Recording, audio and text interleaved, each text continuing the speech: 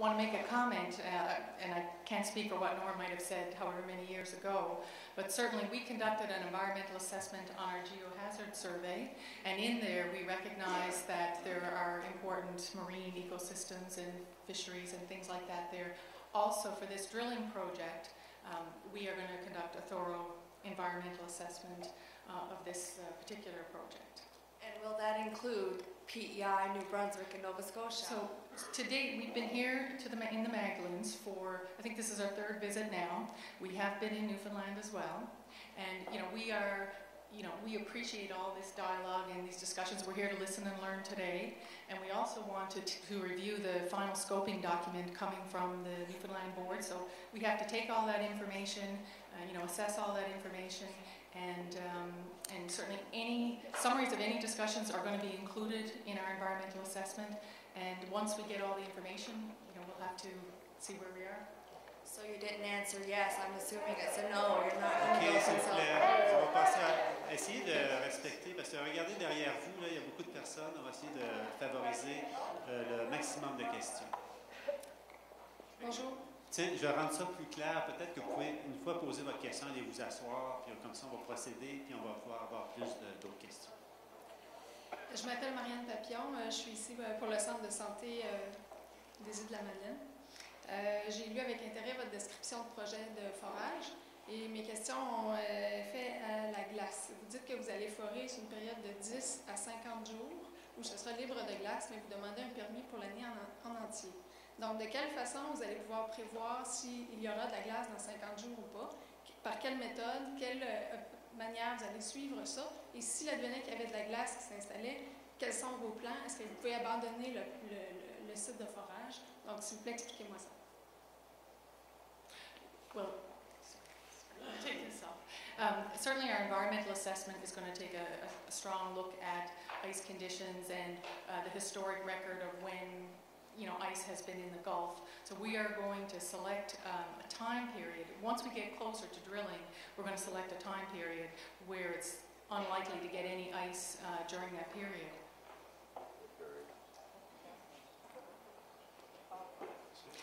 And just one other point, in the environmental assessment, we kept all months of the year just to account for ice-free periods. So I guess probably our preferred drilling time might be from April to December, but we didn't want to rule out any month in case there was an ice-free period. But that is something that we will monitor very closely. An ice management plan, you asked how we would deal with ice. Well, as part of our regulatory process, one of the contingency plans that we have to put together is for ice management. So that is an aspect that will come. Bonjour, Jérôme Spagiri de la SNAP Québec. J'ai une question. Tout à l'heure, on nous a dit que les sociétés qui étaient susceptibles de forer dans le Golfe devaient avoir un certain argent disponible pour réagir en cas d'accident. On nous a annoncé 30 millions de dollars.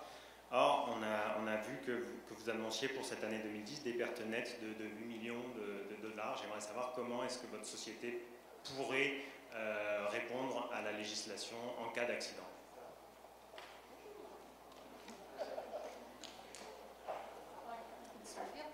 Well, certainly, since Corridor has been in operation, we've always been successful financing our projects. And again, another aspect, before we can get approval for our project, we have to demonstrate to the offshore board that we have sufficient financial capability and responsibility, or we won't get our approval. So it's built into the approval process. We have to be able to demonstrate that capability. Yeah, you could certainly. And in addition, I mentioned earlier about the natural gas field that Corridor has in southern New Brunswick. We have spent or caused to be spent in the order of $300 million drilling the wells, building the gathering system, the gas plant, and installing the pipeline to connect the field. So I think it demonstrates that Corridor does have the financial wherewithal to complete large-scale projects. Monsieur? This question's for Paul. Met you a few times in the last 6 months. I said we met a few times in the last 6 months as a fisherman. And I remember the last time I met, I wasn't to the last information meeting, but the one before that, before you'd done the geohazard survey in October, we ask, as fishermen, we said we know when at the time of year when the fish are migrating in that area, and we had asked you guys, as well as levels of government, DFO, that not to do the survey in the fall. December or January would be a better time to do it, and we want to know why you went against our will. You're asking us to trust you guys. There's no trust. We can't see any trust from you guys or any of the governments. So why did you go ahead and do it against our will? I understand your concern. The issue is that we completed an environmental assessment for that geohazard survey work. We recorded your comments with the regulator. They took them into consideration, including DFO scientists. The one thing to keep in mind is the regulations for seismic are mainly designed for large-scale seismic programs, and I'll refer to the program that we conducted in 2003 off of West Coast Cape Breton. In that case, it was a large volume airgun array, and we were not permitted by the regulator because the scientists believed that that large of a source would have an impact on migration pathways, or potential impact on migration pathways. So we were not allowed to conduct the survey until, and I can't remember the exact date, but I think it was mid-November was the earliest that we can conduct a survey. In the case of the geohazard survey, it's a much, much smaller source array, and the mitigation tools employed, the regulator felt that those mitigation tools were sufficient to not affect or significantly affect the migration pathways of the fish. So it's not a question of trust, it's a question of size of the and level of impacts as determined by the environmental assessment. That's what you're saying. We left scientists and governments to protect us in the past and look at our fishery. That's all we have left. Our fisheries down here now than what it was years ago. Thank you.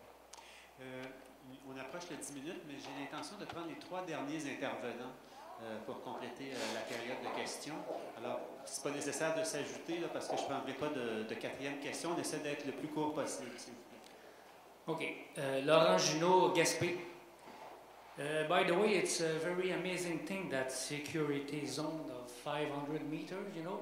When you told about you were doing a study of observation between the 12 and 15 October 2010, you said that you saw no whales and no turtles.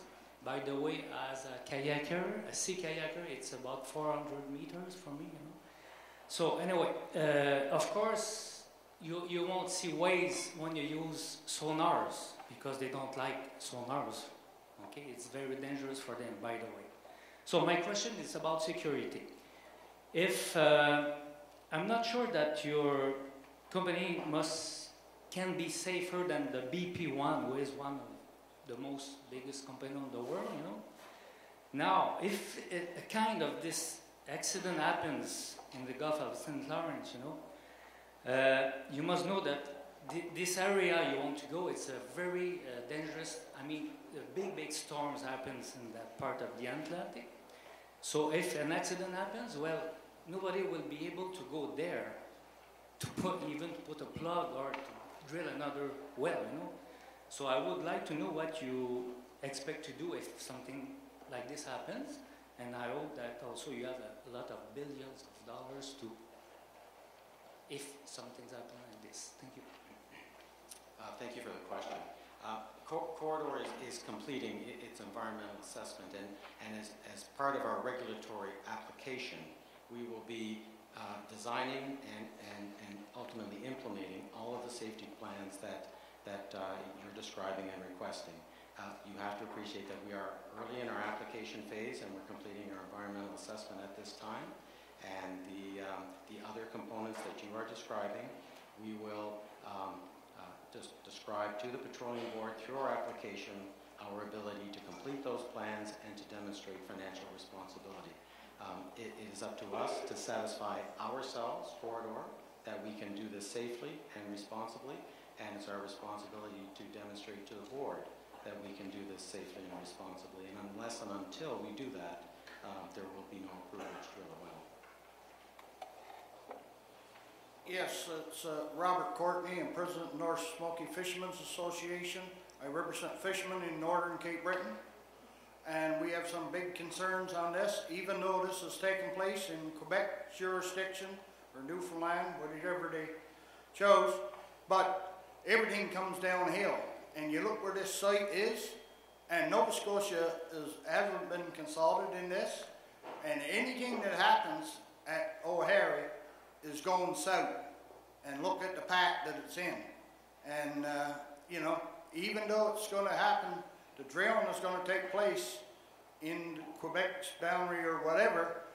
If there's any spill or anything takes place there, it's coming down into our area, and our fishers are going to be affected big time. And the problem we have, you're looking at, okay, what's going to happen in Quebec or what's going to happen in Newfoundland, but have they looked at what's going to happen in Nova Scotia or in Cape Breton in particular? That's and the other concern that we also have is you're looking at the fishery. You look at the fishery of yesterday, the fishery of today, or the potential of the fishery for tomorrow. We do have some stocks that are showing good increase, like the halibut stocks and that. And if something happens and there's a disaster and something happens to those stocks, you know, what do you base it on? Way it was, or what it was should have been, and you know, we have some big concerns, and like I can't stress enough that we haven't been consulted, and the biggest part of the organizations in our area don't even know that this is taking place. Thank you for your question.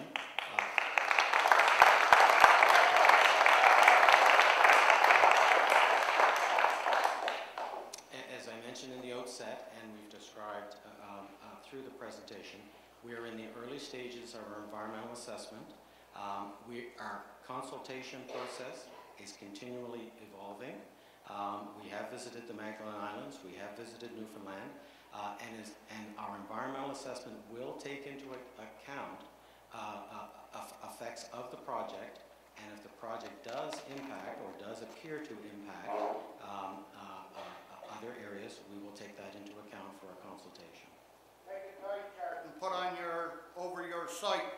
Take a tide chart of the Gulf of St. Lawrence and put over your site and see where any fallout at your site would end up.